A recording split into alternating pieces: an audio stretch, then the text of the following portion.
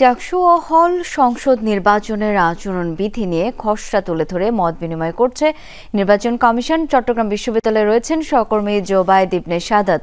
জানবো তার কাছ থেকে বিস্তারিত। জোবায়েদ, কি কি আচরণবিধি মেনে চলার নির্দেশনা দেওয়া হয়েছে প্রার্থীদের জন্য? দীর্ঘ প্রায় 35.5 বছর পর চাকসু নির্বাচন অনুষ্ঠিত হতে যাচ্ছে এবং এটা নিয়ে চাকসু নির্বাচন কমিশন একটি মতবিনিময় সভার আয়োজন করেছে, যেখানে যে মতবিনিময় সভায় তারা বেশ কিছু বিষয় তুলে ধরেছেন। তারা প্রথমত প্রার্থীদের ডোপ টেস্টের একটি বিষয় তারা রেখেছেন। ডোপ টেস্ট যাতে প্রার্থীদের জন্য বাধ্যতামূলক করা হয় সেটা তারা বলেছে, এবং ডোপ টেস্টের রেজাল্ট পজিটিভ আসলে প্রার্থীতা হওয়ার পাশাপাশি নির্বাচনী যে সকল প্রচারণা যদি তারা সেখানে তাদের যে নির্বাচন প্রচারণা করবেন, পাশাপাশি মনোনয়নপত্র জমা দেওয়া বা প্রত্যাহার করা, এই সকল ক্ষেত্রে কোনো রকম যানবাহন নিয়ে শোডাউন বা সমাবেশের মতো কোনো কিছু তারা করা যাবে না, এমনটা তারা বলেছেন।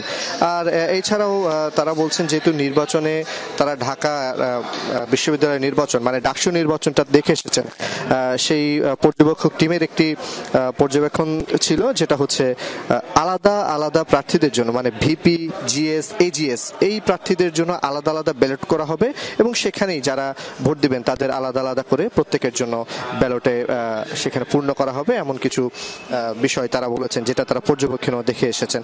এবং এই অনলাইন এবং সামাজিক যোগাযোগ মাধ্যমে প্রচারের বিষয়ে কিছু নির্দেশনা নীতিমালা দেওয়া হয়েছে, যে একটা এই ক্ষেত্রে আমরা দেখতে পেয়েছি যে নির্বাচনের যানবাহন ব্যবহারের ক্ষেত্রে কিছু সীমাবদ্ধতা রাখা হয়েছে। এর পাশাপাশি আমরা উস্কানিমূলক কোনো বক্তব্য বা বিবৃতি প্রদান বা উচ্ছৃঙ্খল আচরণ করা এমন কিছু যাতে না করা হয় সেই বিষয়ে কিছু নির্দেশনা রাখা হয়েছে। কি পরিমাণ এই ক্ষেত্রে পোস্টার, লিফলেট বা হ্যান্ডবিল, দেয়ালে লিখন কি পরিমাণে ব্যবহার করা যাবে সেটার ক্ষেত্রে কিছু নির্দেশনা দেওয়া হয়েছে।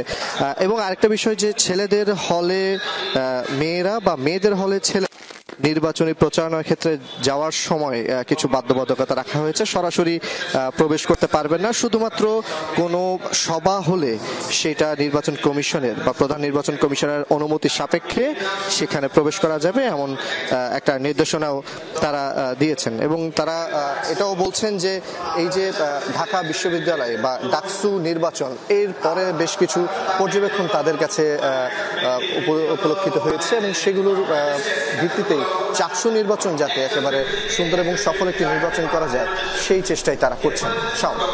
জোবায়েদ, অনেক ধন্যবাদ আপনাকে।